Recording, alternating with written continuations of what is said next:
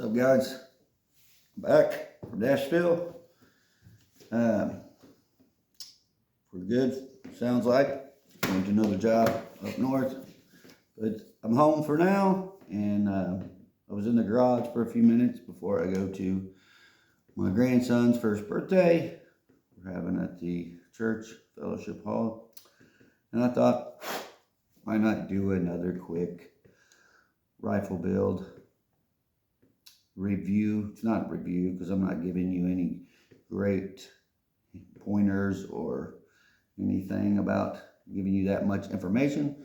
Just kind of a show and tell of one of these fun builds I did. And I really am fond of this. I'm really fond of the 14.5. The 14.5 in general. I love that barrel length. It's, I think, my favorite length. It's short enough and long enough to do pretty much anything. But anyway, I'll just jump into it, tell you what I built this out of. I'm going to, dang, that sucker's tight. Let me get my, she tight, boy, she tight. Just open this little devil worshiper up here. Yeah, it's got indented pins for the record. Sometimes when my lower's loose, I'll take a little piece of, plastic, lay it in there, lay it in where the lug goes in, tighten it right up, snug as a bug. So anyway, just a mil-spec buffer tube, 70-75. Like I said, I always like to use 70-75 when I use a regular length mil-spec buffer tube. It's got the little Magpul. It is a Magpul SLK. So I like this little, it's not loaded, guys. This is a cheap M2 magazine that I painted, and just for fun, whatever, right? Anyway, I like these little, I have a couple of these. I like these little stocks. They have a small little footprint. They go good. They go good. They just nestle up nice in my pocket there, where it just feels good to me. Smaller.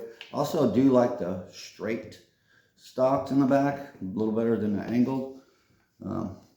It just feels better to me. It does not have a QD attachment. It does have an M-lock attachment you can fasten or use or attach with or just run your sling through. It does have a QD end plate. Like I said before, I got on a little kick on all I would buy is these Foss QD end plates. If I'd been smart, I'd bought the ones that were anti-rotation, but I was cheaping out buying them whenever they were on sale or whatever. But it does have, as a buffer system, a Armaspec. It is the recoil reduction one, silent. The Ninja. Anyway, the Armaspec buffer system, I like them. They work pretty good. 75 bucks. I really don't think you can go wrong with them. They are nice. This is a H2 buffer.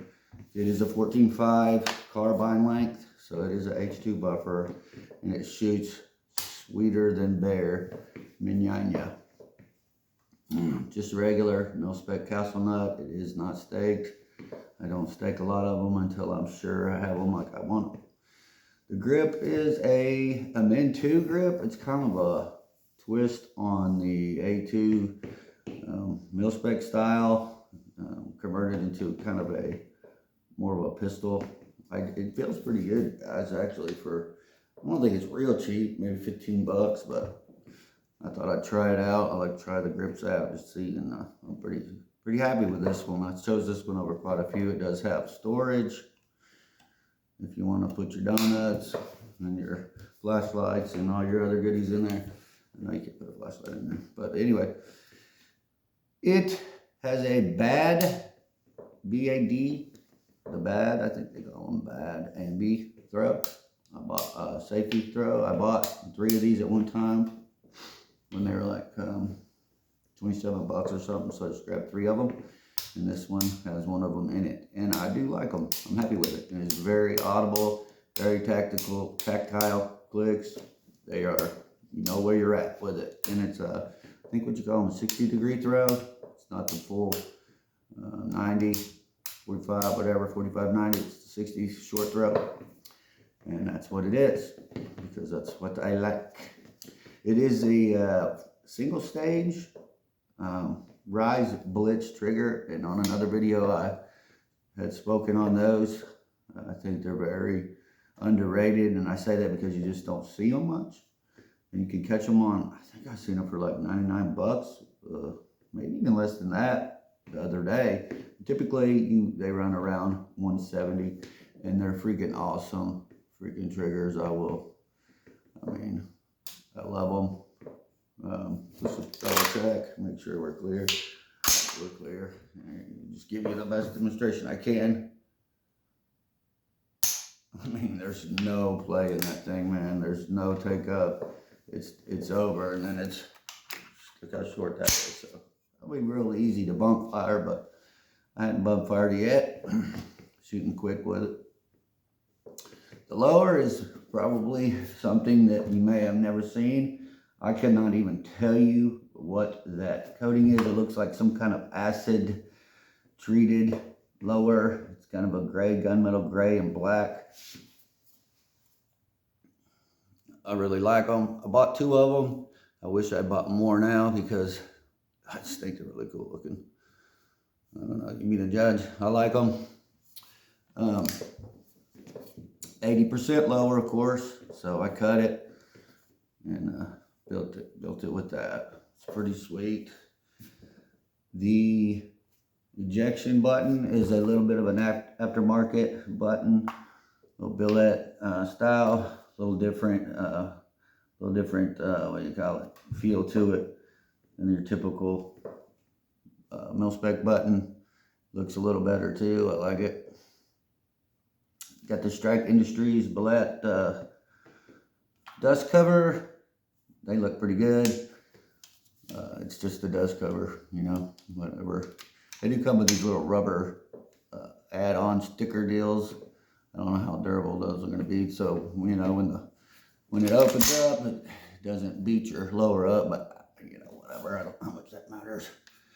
It does have a, I think this is another nickel boron carrier, and then just a nitride 158 Carpenter bolt in it, and black.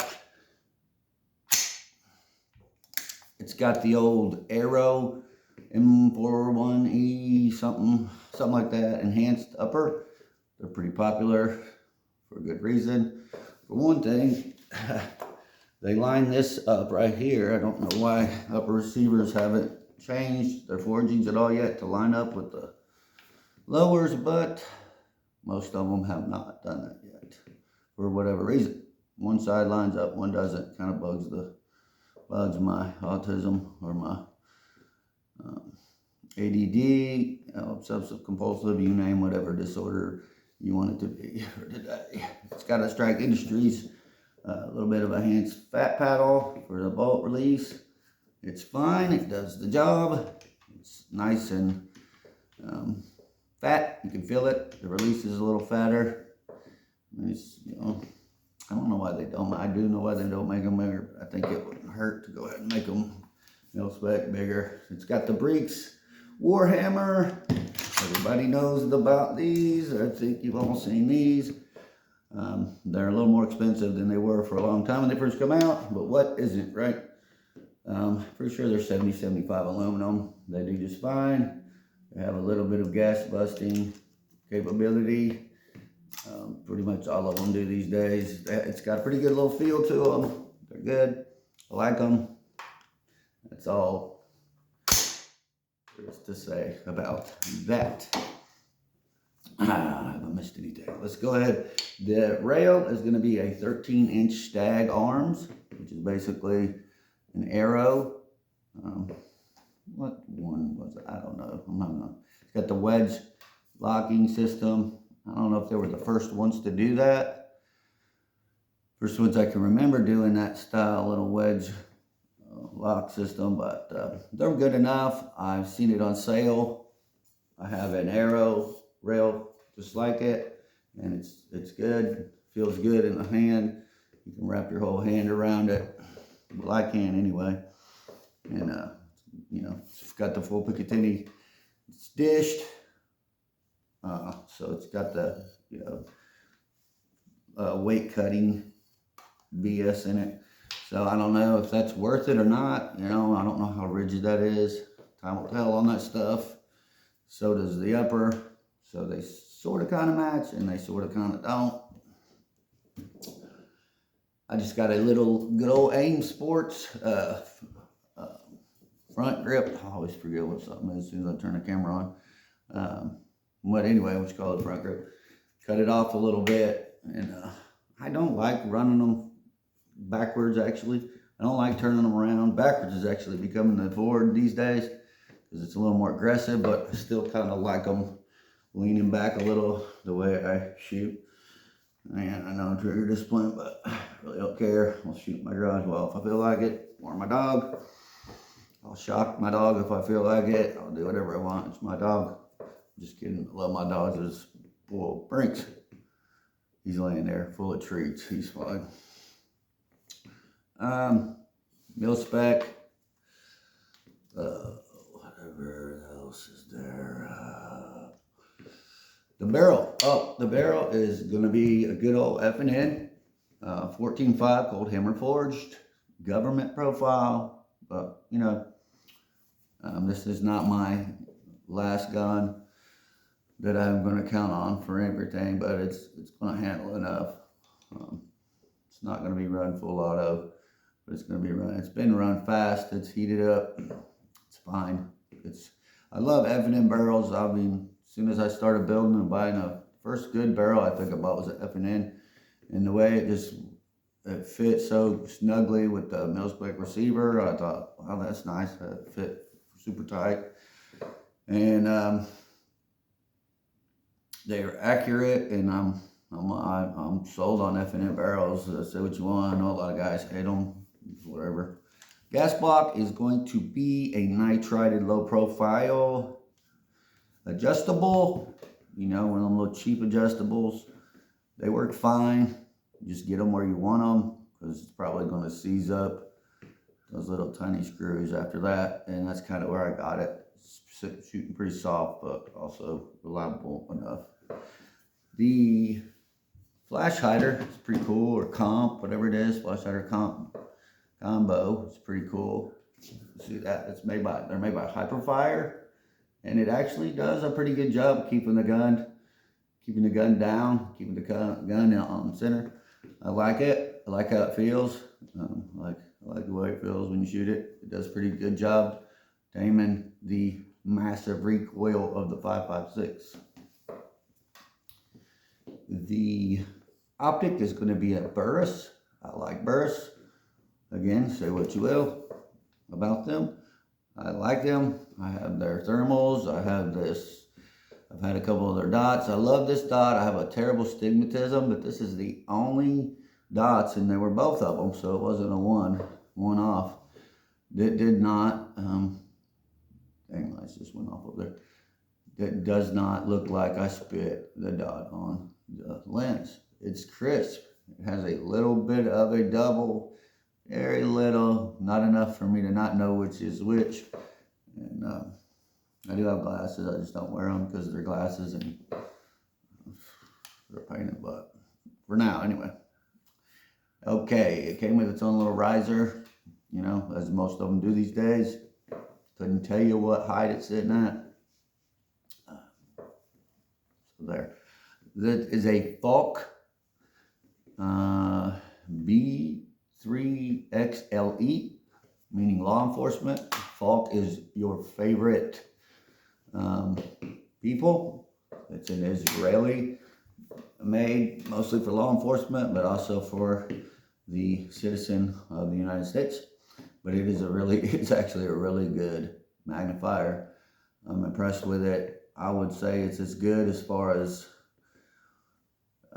clarity and all the good stuff as my EOTech.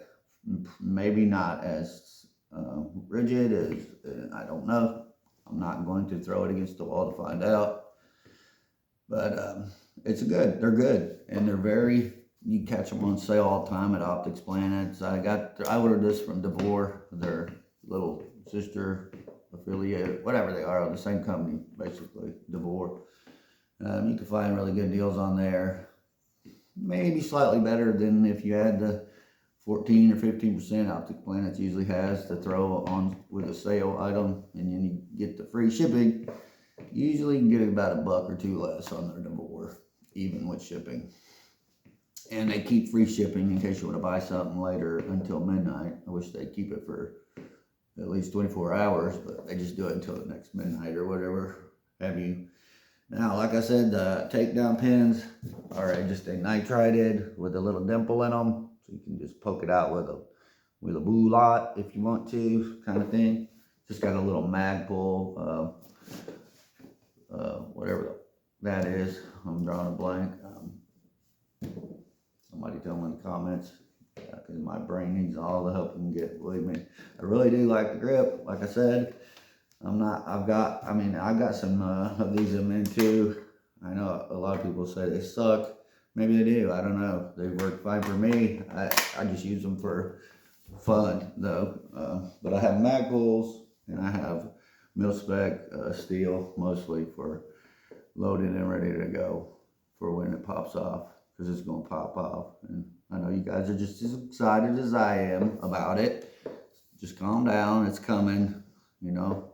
Just keep, you know, reading and working out and praying to the Lord. And we'll finish with that right there. And if you guys, you don't know Jesus Christ, do what he said to do. Learn of me. Jesus said, learn of me. And I promise you, you will not regret it if you do. Because it can change your life. You don't have to do anything. You don't have to quit drugs if you're on drugs or gambling, or you don't have to do anything to come to him. You just come to him just like you are, and he'll help you. And, praise the Lord. Thank you, Lord, for saving me. Thanks, guys, for watching this video. Hit like if you liked it. Hit dislike if you dislike it. Tell me what you think. Tell me how bad my video is. I know they're pretty bad. I don't edit them. I don't redo them. I do a one-shotter. Oh, I did steak this one. I lied to you guys only once, though. One steaky steak. Yep, it's a great gun. I really like this one. Super light. It's like, I don't know, right at 6 pounds unloaded. Yeah, pretty sweet. I got a lot of guns to show. A lot of guns coming up. Rifles, pistols. I make little handguns out of their 76%. So I don't 3D print, but I'm thinking about doing it. I'm thinking about getting into it. I'm thinking about getting a CNC. Right now I just do the router drill press thing, and it's fine and dandy for me. I do have anti-walk pins in there, just your old basic ones. Your basic anti-walk pins with a nickel pin and screw heads. I don't know what they are, 8s or what the frick kind of screws they are. They work just fine though. So that's that rifle. Let me know what you think. You think it's gay? Would you run it? Would you shoot a tree with it? Would you shoot a stop sign with it? Would you shoot a log with it? Would you shoot trash with it? Like Micah loves to do. Micah, that make trash. There you go, guys. Peace. Peace is king.